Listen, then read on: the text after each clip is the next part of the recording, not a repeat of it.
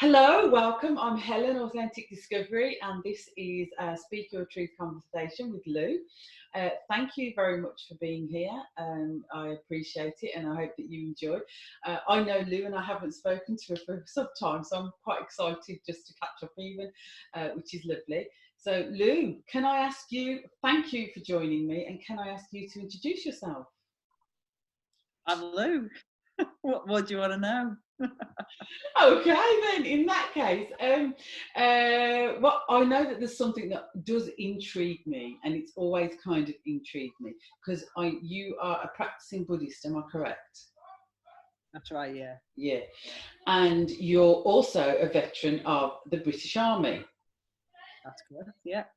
So I find that, and I've always found it kind of, how does that work? It's almost for me like a glitch in the matrix, the army and Buddhism, because they both have two different ideologies. But in my head, my perception of them is that they're poles apart as opposed to being together. But you're together because you're you. So what? Which one came first? You know, the chicken or the egg. Which one came first, and how do the two merge? I suppose how did that happen? Yeah, you're not the first person to have asked that question. I'm probably not the most eloquent at explaining the answer. I've got plenty of my friends here in the forces who'd possibly be able to answer this a hell of a lot better than what I can. But what came first was the army. I grew up I grew up in Irish Roman Catholic family, went to Catholic school, all of that. And for various reasons throughout my life, I completely went away from religion as a whole and absolutely hated it, if I'm quite honest. Hated the thought of any kind of organised religion. And then, back I think it was 2004, I became what's known as an army welfare worker. So you'll know more about that, you have to that's how we met in the first place, wasn't it? So providing social occupational welfare support to soldiers and their families.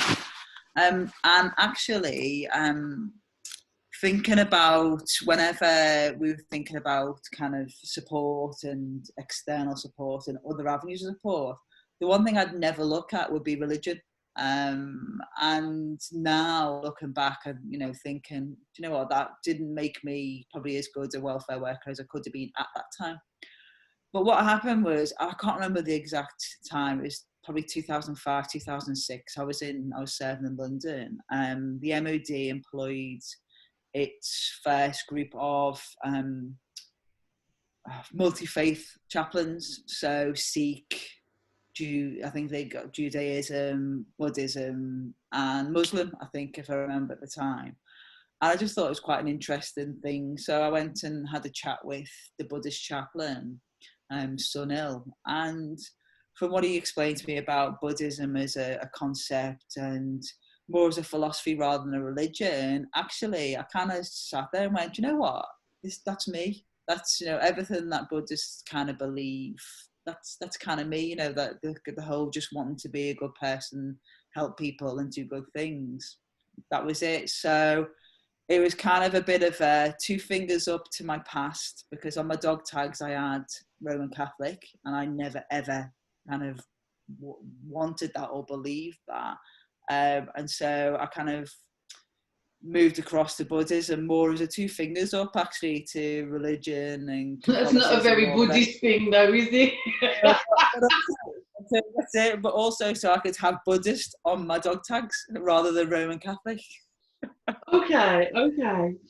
There's You say it's not a very Buddhist thing. The one great thing about Buddhism is it is what it is, and you are what you are, and we're constantly striving to be better people, and regardless of whatever our faith is. And actually, you can be a Catholic Buddhist, you could be a Muslim Buddhist, because Buddhism isn't a religion; it's a philosophy. It's just there's 5 precepts. They're not like the 10 Commandments.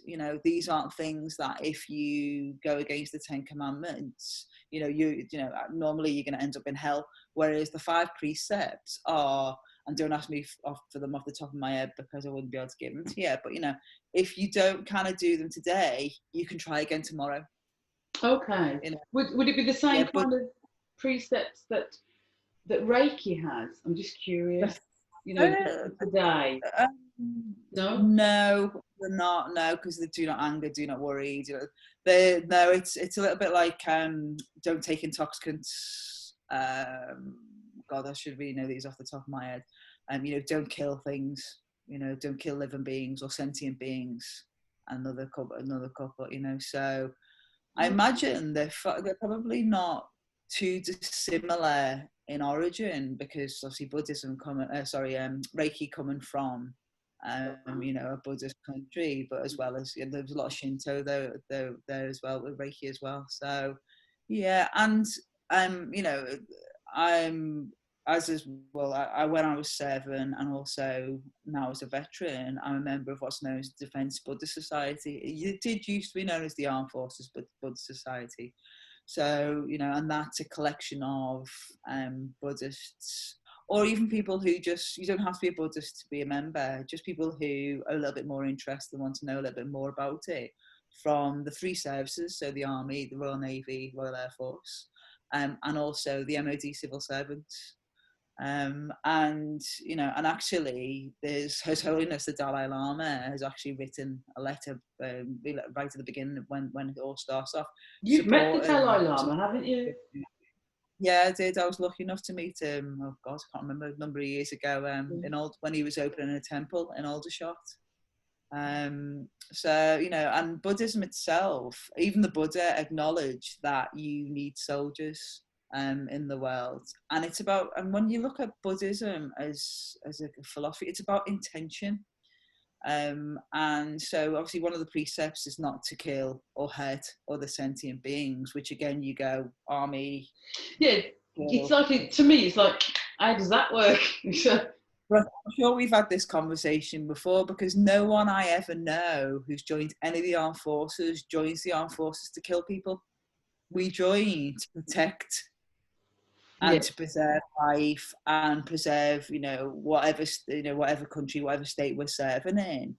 So actually, to the armed forces goes along. It goes well with Buddhism, because it's also about, Buddhism's about intention, so right intention, um, and your right livelihood and stuff like that. But the right intention is the protection bit. So, and mindfulness. I'd much rather be surrounded by a group of soldiers who are mindful about what they're doing. So, again, on the battlefield, you're there, you're protecting the person next to you. You're not killing indiscriminately. That's not what going to war's about. Well, for 99.99% of the of soldiers, I obviously can't speak for all of them, but as I say, I've never met anyone who's joined the armed forces to kill people. They've joined to protect and to serve, and that fits very nicely with the concepts of Buddhism. The intention being to protect those behind me and next to me, rather than to kill the person in front of me. Okay, I hear that. I can hear that and see that. I suppose what the question that's kind of there's a question popping in my head about something else, but in relation to what you've just said, does the intention of the reason that the soldiers might not join to kill and to harm, theirs is to protect and serve, but I suppose my head goes in, but what about those who you're the people that know that they're sending people to do that?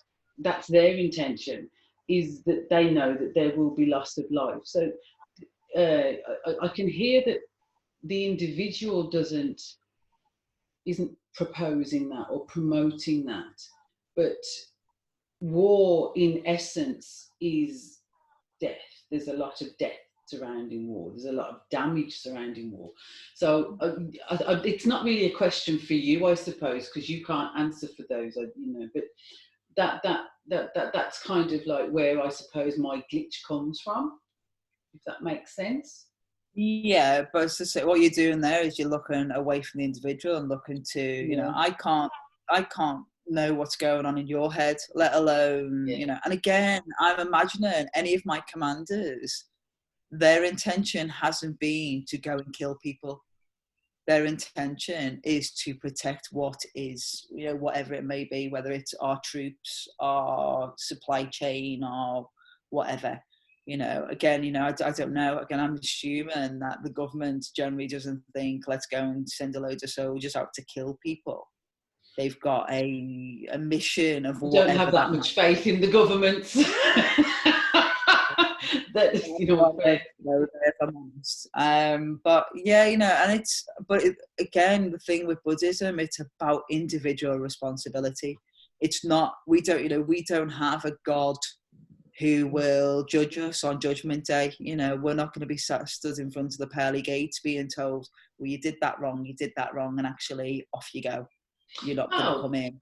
I mean, if you meant, like one of the questions that I was going to ask you about, and the fact that you just mentioned God, is God of the Old Testament absolutely went out to war to smite, and to smite is to kill, as far as I'm aware, and get rid of all those that were in opposition to him. So, not Christianity, but definitely Old Testament God was an advocate of smiting and killing. Which I always, that's one of the things that challenged me most about when that after reading the Bible, it was like, again, that glitch in my system. But connected to that, you said, because you're from an Irish Roman Catholic background, how did it go down when you decided to join the British Army? I just kind of, I'm here in Ireland right now as well. So. How was that? My family is so non-political. It's unbelievable. None of them really cared. The biggest issue I had was when I would go home, and obviously when the Troubles were still on, is to kind of get them not to publicise the fact that I was in the British Army, because not just me, and that was the thing that I'd have to explain to them, was this not about me being in jeopardy because I've made this choice. I know what the consequences may be, but actually it's more about what the consequences would have been for them. Yeah. More so, because was it Northern Ireland that your family were from? My family are from the south of Ireland, and actually from, at the time, quite a pro-IRA town. I'm obviously not going to kind of go into any further details about that. Okay. But as I say, it's it was because they don't see the problem in it. They're very proud of me being in the army. They're proud. I'm very proud to know you, Lou, as it happened. Okay, I'm not sure that I'm fully. I hear what you're saying in terms of the individual, and I can hear that the protect and serve, and I can hear that marries with Buddhism. But it's still not quite. But it's not. In saying that, it's not for me to have it figure out in my head. In all fairness, it's none of my business. But I hear what you're saying, and I get it. But it still kind of is, glitchy. There's something somewhere that doesn't quite. But yeah, did becoming a Buddhist influence your decision to leave the forces at all? Did that play a part at all in when you becoming a veteran? Because that was 2004, and I left the forces in 2018. So I left 14 years later. I don't know, and I did sit and have the thoughts, how does it match and where does it sit? And I've been through all of that, and I've had plenty of discussions with both chaplains, so Buddhist monks, other friends who are Buddhists. And as I say, actually for me, it sat exactly where it needed to sit. I was in a job where I was helping others, and that was it.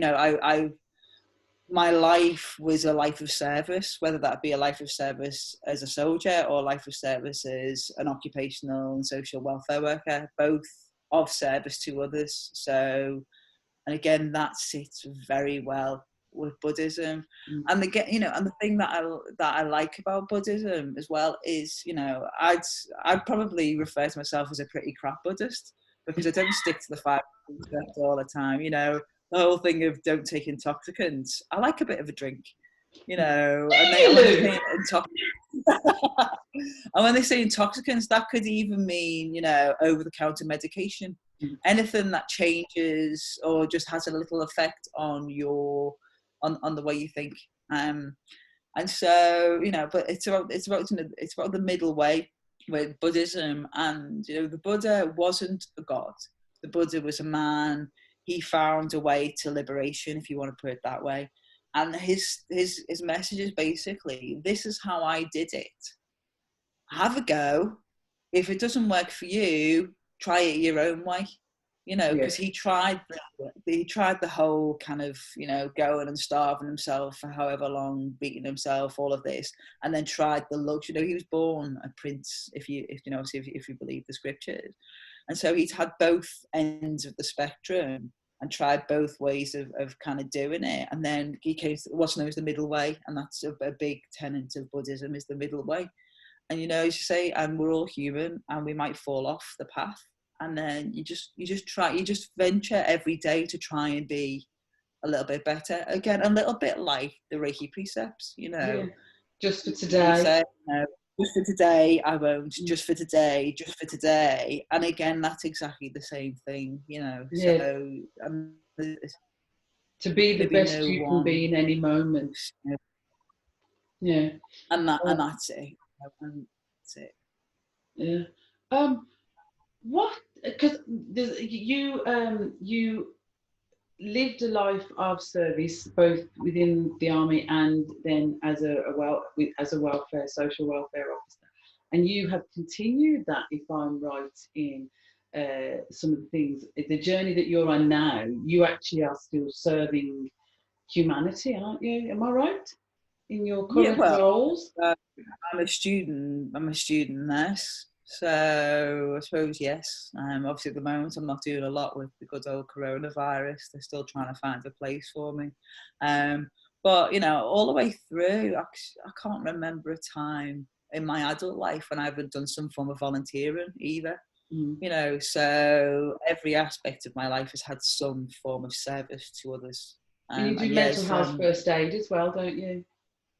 So I teach youth mental health first aid and other bits and pieces, and so I'm in the second year of a mental health nursing degree, so then we'll move on in 12-18 months time, whatever it is, once I qualify, touch wood, to then become a nurse. Okay, but do you mind if I ask what influenced that decision to go down that route when you left?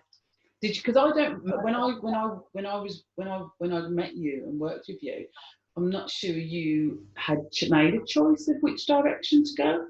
I don't recall, but I don't know. No, I still had plenty of time left in the army, so it was all. Every other year, I'd have a different idea as to what I was going to do. I was going to be a counselor, I'll be a therapist, I'll do Reiki, I'll do reflexology, I'll do this, I'll do that. And you do Reiki drumming as well, don't you? Yeah, well, I don't. To be fair, I don't do a lot of that stuff anymore, but I can do it. Yeah. So kind of mental health nurse, and I think it was a combination of everything: personal history, family history, history from the people that I've worked with when I was serving, interest, absolutely fascinated by the mind. And it was actually, it was a girl I was talking to during one of the Armed Forces Buddhist conferences a couple of years back, because I could have gone down and maybe became a social worker because that was close to the job that I did in the military. And then when I talk about mental health, my friend was literally like, when you talk about mental health, you talk about it with such a passion. So why not do something that you're interested in, something that you know a bit about but not a lot about, rather than doing the social worker thing where you'd probably get bored a year into it. So that's kind of how I ended up. I ended up there, and also I think a lot of it from the time I've spent on placements and stuff is I don't judge people. I think a lot of people judge individuals with mental health, with mental illness. And of course we judge because it's human nature to judge, but I'm not that judgy, you know. The person that I see in front of me is that person rather than their diagnosis or whatever their behaviours are. And so, you know, so that for me, I think is a really important aspect of being a mental health nurse, I think. Yeah, yeah. So what inspires you, Lou? What inspires me? That's a really good question. I don't know. Right. I think just trying to be the best person that I can. And also and for me, it's about trying to understand myself as much as possible.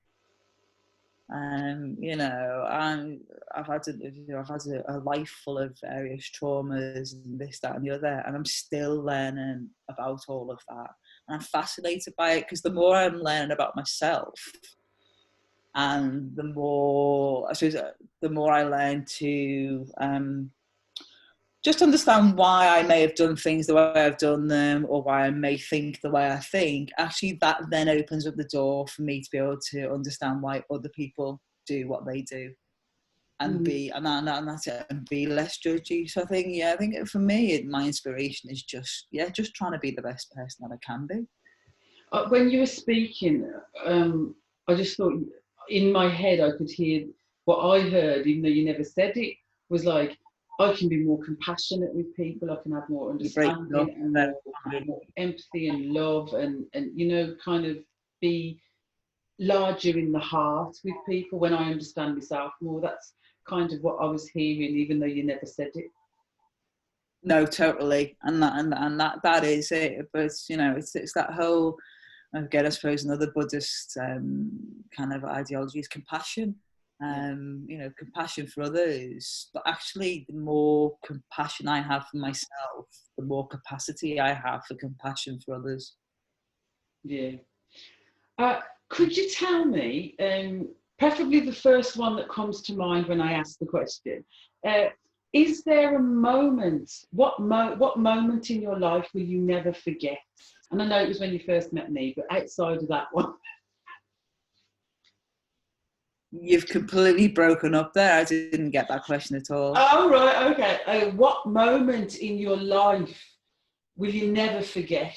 And I joked that it was when you met me, but you can't use that one. But so, what moment in your life will you never forget? You're not wrong. Meeting you in Norton House is a moment I'll never forget. It was lovely. What will I never forget?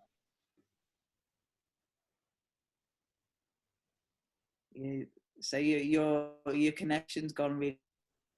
Oh, right. Bad. Can you still hear me? I can hear you, but you're on and off.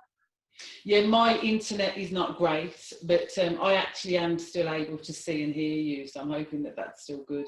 But do you have a moment, Lou? Do I have a moment? I have plenty of moments that I'll never forget. Are we looking at a good moment or No. A moment that you'll just never forget. Just a moment that you never. Like I say, the first one that comes to mind, really, because that's usually the biggest one, I suppose, or the most imprinted.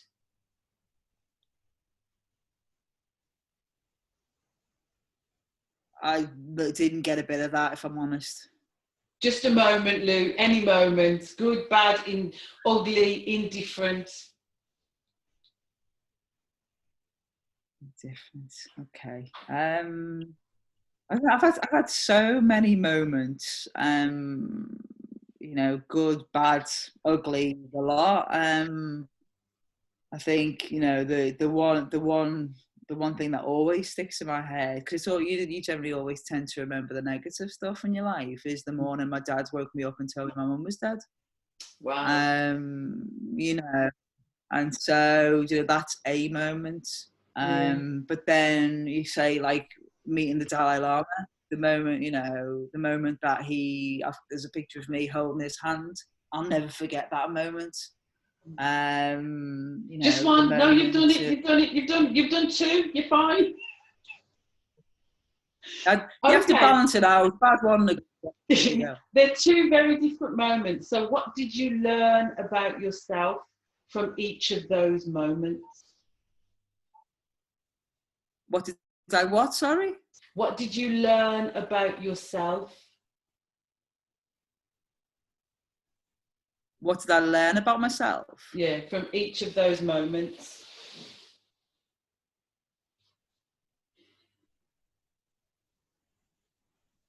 You've gone.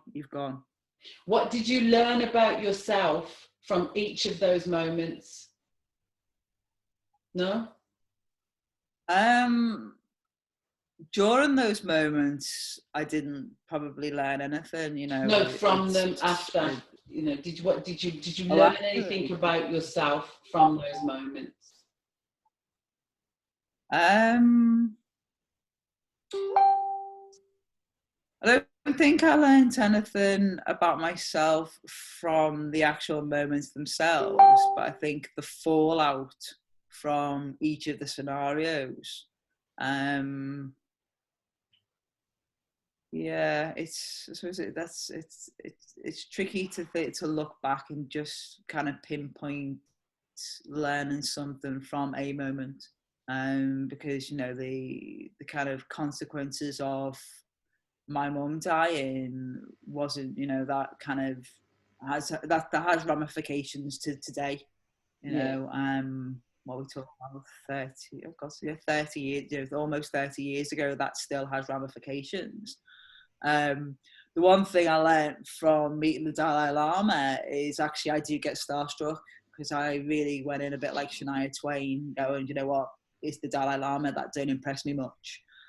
But absolutely, having met him and being in his space, it was like the most amazing experience ever, and the most joyous experience. This man just radiates joy, and he's like a little naughty 80-odd-year-old boy, and you just want to squeeze his cheeks because he's just gorgeous.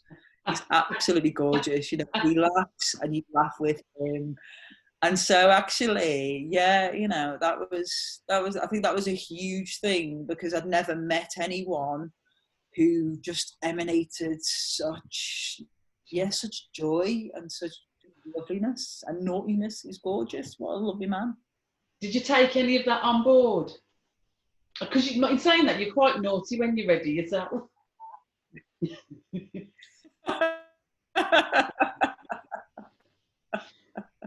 Did you take any of it on board? No, I did. Yeah, I did. More joyous in your life?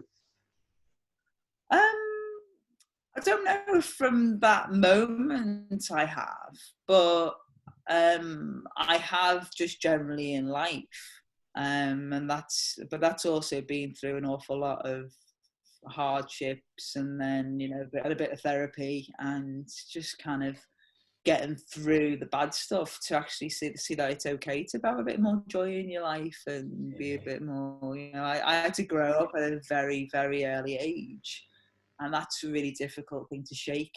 And so actually, the older I get and the more comfortable I get with myself and the more I know myself, actually the more joyous I can be, and the more in the moment I am, and the more I can see the good in the world, as opposed to... It's interesting that when you said you had to grow up at an early age, that you've brought more joy into your life since then. And there is, I think I share this. I think I wrote this recently as well. That you have your joy when you're young as a child, and your passions and your whatever. Then real life has to set in, and there is this idea, I think, that you have to become serious and lose the joy, you have to grow up. I think it would be good if we changed the idea that growing up is a serious thing. That maybe if we tell people, you can become, grow up you grow up anyway, but it'd be nice to keep the joy, keep the play, keep that essence of spark of you and the joy, the things that bring you joy. There is that, I think that when you said that, it just resonated, that we tend to see growing up as not a joyous thing, and that we you know, I think there's a scripture, isn't there? When I was a child, I acted as a child, but then when I became a man, I put away childish things. And it is that growing up and becoming serious. And really, when you have joy in your life, you are treating your life seriously, in all fairness. But we don't tend to think of it like that. That's what I'm just getting and kind of receiving from you. And maybe I need to expound more joy to people. Well, yeah, but but so my mum died when I was 13, and so there's no joy after that. My brother died when I was 2.5. There was no joy after that. So actually, it left me and my dad. So I had to grow up early, and it wasn't a choice. That was just what happened. It was, it was how Part of the grieving. I don't know. It was whatever part of me hunkered down to keep me safe and keep me alive and breathing, to be honest. Okay. And so actually, I think I think as a youngster I was quite joyous. From what I've been told, I can't remember. I think the light went out in my eyes for an awful long time. And actually, that wasn't a choice. That wasn't a conscious decision. That was just. It was just how life went. Obviously some parts of me did to it. The loss. Yeah, as a protective factor to trauma. And it's only through, I suppose, I think I got to a point where I just accepted that was how it was going to be for me. And actually, when I learned that didn't have to be the way it was, then that's what brought the joy back. When I was able to work on the trauma, when I was able to release the trauma, whether that be through therapy, whether it be through complementary therapies, whether it be just through just general daily life, actually that then the baggage fell away, and the baggage is still there, and it's as I say, it has ramifications right to this day. But day by day, more and more joy comes into my life because the baggage is being dropped. It's being left. It's the healing is taking place. But as you know yourself, once you start the whole healing journey of whatever that may be, whatever strain that may be, it's like that onion, isn't it? And once you start peeling back that onion, more shit comes out, and then more. And you cry. As you get kind of heavier, you also get lighter. I don't know if that makes sense. Yeah. Funny, you've just reminded me of something that came to my mind today, and it's along the tenets of Buddhism. Actually, a student asked the teacher, tell me of enlightenment, and I think it's before enlightenment, fetch wood, carry water. After enlightenment, fetch wood, carry water. There is that joy. There is that, like, life has to go on even when you're on your healing journey. You're still living. You still got to do those things and live, and the joy does come into it more as the more you peel back those layers and begin to heal. I think once you've made a choice to heal, it just keeps happening, and if as long as you allow that, it does just keep happening.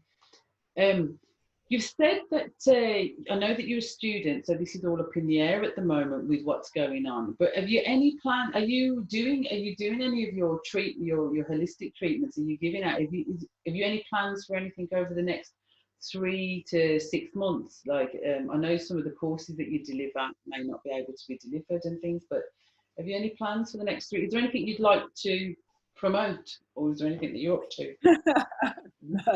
No, to be fair, the one thing that I did learn about myself and over the years is actually I did the complementary therapy, so Reiki and all of that, and not to give to others, actually more for me. Okay. So whether that is part of my path in the future, I don't know. Can you see yourself? Can you see yourself combining the Reiki and the holistic side of the healing when you're working with mental health clients, perhaps? As a nurse, not in a black and white kind of, you know, I'm going to give Reiki or I'm going to do this, but actually what I found is a lot of my time is spent holding space for people.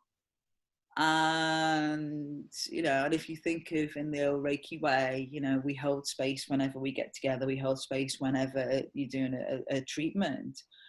But actually holding space isn't just a Reiki thing. It's, I think you'll probably find lots of nurses, lots of practitioners hold space. And that I've found is probably the, you know, it's probably the biggest gift I can give people. Especially, you know, and you know, I've worked with people with dementia, with very, very kind of late kind of dementia. I've worked with, you know, people with adults you know, of working age with various psychoses, etc., etc. But the one thing that I found with all of that is just holding space and allowing them to be. I think that's one of the things that we did in Norton House as well. It was something that Yeah. I was very conscious of, is to create the space for them, and to ensure that space was held. I know that was something that I was very conscious of, and really wanted to make sure that happened. That's it, you know, I've generally got a crystal in my pocket, or because you generally don't wear jewellery in mental health nursing, you know, so I've generally got, say, crystal in my pocket or of various what have yous. And, you know, and as I say, I think it's mainly for me, but there will be times if I'm sat there and it's quiet and I will just ask for a bit of Reiki to come in and maybe just cleanse the energy or whatever, you know. It's so... I think I combine it in a larger part rather than directed at individuals. But you know, I remember being in the QE and actually sitting with patients and their families, and again doing the same thing. You know, bringing Reiki into the space, but again not doing Reiki. It's just being. I remember you, and to be fair, this always. You come to me lots in my life, because I remember you once saying that you used to come out the house, see the QE, and just send it. I think it was the violet flame. You would just sort of send that whole energy and that love and that compassion and that healing straight over. And that's actually stayed with me quite a lot, to be fair.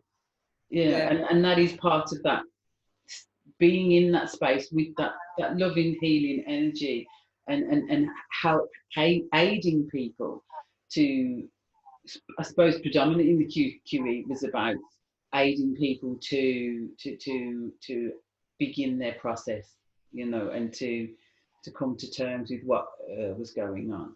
But anyway, yeah. So my final question for you, Lou. What truth would you like to share? Oh God! Wow, what truth? This is called Speak Your Truth Conversation. Yeah. There's a hint in the title there. No, but I've been speaking my truth since I started talking to you. I tend to do that to people, Lou. What you see is what you get. So actually, I don't tend to not speak my truth. Okay. Whether that gets on people's nerves or whatever, you know, I probably could have done a little bit better in my army career if I didn't speak my truth as often as I did. You know, and I imagine the same will happen when I go into my next employment as well, you know. But yeah, for me, what you see is what you get. Is that the truth you'd like to share? What you see is what you get. It's my truth, yeah. Just hold on one moment. We shall tie up. Is there anything that you want to say, ask, or anything like that? I just thought, you know, I haven't done that before. Opened up the space to kind of go, is there anything that you want to do? But I seem guided to do that with you, Lou. So is there anything that you want to share, say, do, ask for?